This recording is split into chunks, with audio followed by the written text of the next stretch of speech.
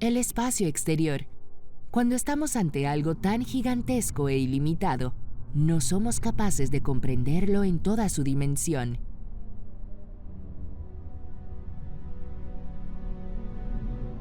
Sin embargo, nos fascina, nos atrae, nos causa respeto y temor. Así nos sentimos ante lo desconocido. A finales del siglo XV, el Océano Atlántico dejó de ser aquella gigantesca frontera líquida entre el mundo conocido y la oscuridad absoluta.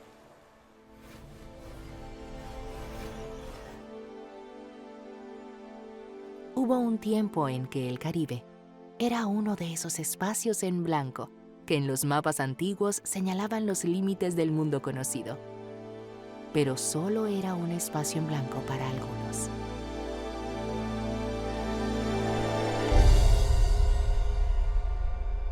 Desde hacía miles de años, la vegetación frondosa ya cubría mis entrañas. El viento furioso agitaba mi melena.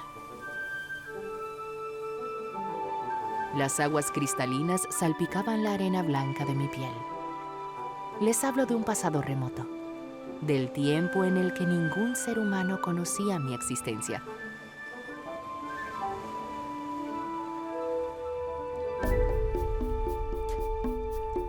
Fue mucho después cuando llegaron los primeros pobladores. Surcaron el mar en sus canoas desde tierras lejanas. Aquellas fueron las primeras huellas humanas en el mapa de mi cuerpo. Adoraban a sus divinidades y los chamanes se comunicaban con sus antepasados para conocer el futuro. Así transcurría la vida por aquí, apacible y tranquila, poco antes de que todo cambiase para siempre.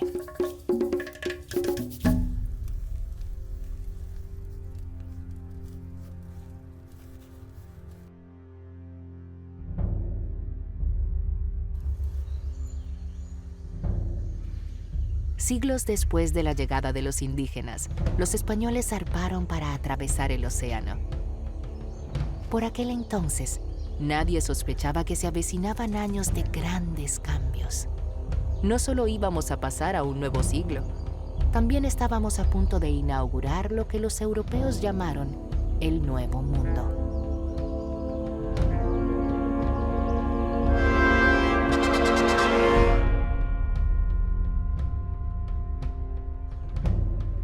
En el puerto de Santo Domingo, mi flamante nueva capital, atracaban barcos procedentes de España. Fueron años confusos. Todo era nuevo para mí. Aquellas personas de tez blanca, las vestimentas que cubrían sus cuerpos, los animales, el ruido. Los españoles llegaban en oleadas a su tierra prometida en busca de un futuro que en España no encontraban. Eran unos recién llegados, pero se comportaban como si todo esto les perteneciera, convencidos de que aquí todo estaba por hacer.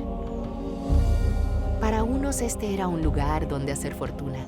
Había quienes solo buscaban un sitio a donde huir y esconderse, y otros solo querían empezar una nueva vida. Era difícil diferenciar entre exploración, conquista y colonización. Pero lo que sí estaba claro es que, entre todos, estábamos escribiendo las primeras páginas de esta historia.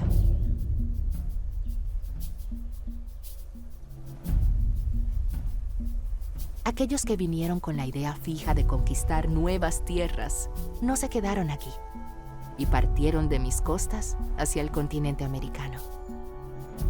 Hernán Cortés, Francisco Pizarro, Vasco Núñez de Balboa, todos llegaron en alguno de aquellos barcos, confundidos entre colonos y esclavos.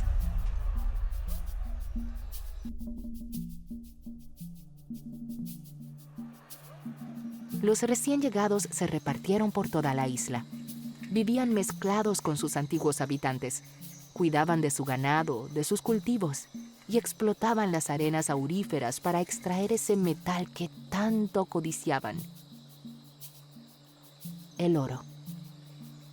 A medida que el trabajo aumentaba, la mano de obra era cada vez más necesaria, y los colonos encontraron la solución en la población indígena.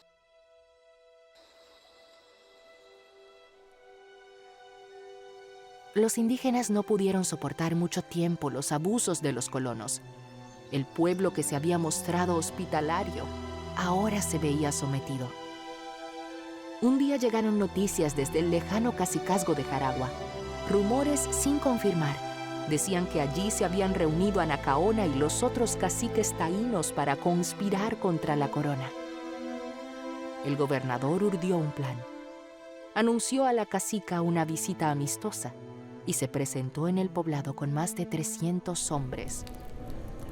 Cuando todos los caciques estuvieron reunidos en el mismo bohío, lo prendieron fuego. Anacaona consiguió huir junto con el líder tribal Atuey, que posteriormente escaparía a Cuba para organizar desde allí la resistencia. Y el sobrino de la cacica que, con el nombre de Enriquillo, 15 años después se rebelaría contra los españoles y lideraría la resistencia hasta el 1533.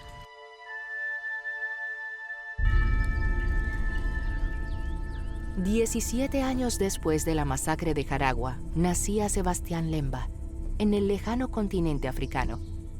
Allí fue capturado muy joven y lo trajeron aquí como esclavo alrededor del año 1525. 4 años antes, otros negros que habían sido capturados en África se enfrentaron a los colonos en la primera rebelión de esclavos negros africanos de América. Sebastián Lemba tardó 7 años en reunir la fuerza y el coraje necesarios para huir a las montañas con un grupo de esclavos.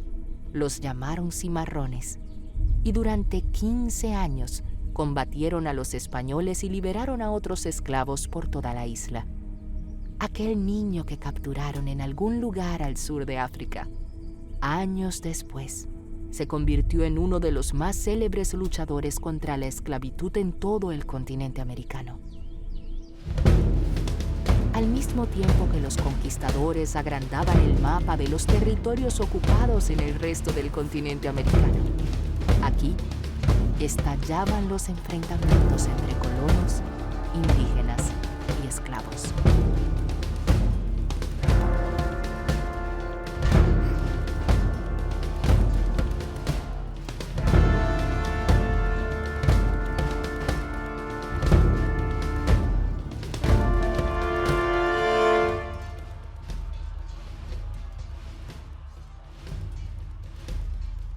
El cuarto domingo de Adviento, el dominico Fray Antón de Montesinos fue el elegido para predicar el sermón a los fieles.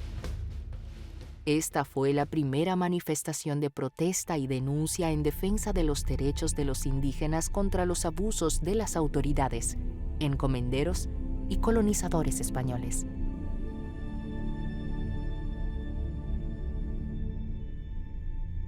Yo,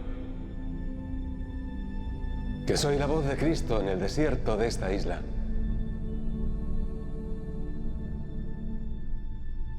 Esta voz os dice que estáis todos en pecado mortal y en él vivís y morís por la crueldad y tiranía que usáis con estas inocentes gentes. ¿Estos no son hombres?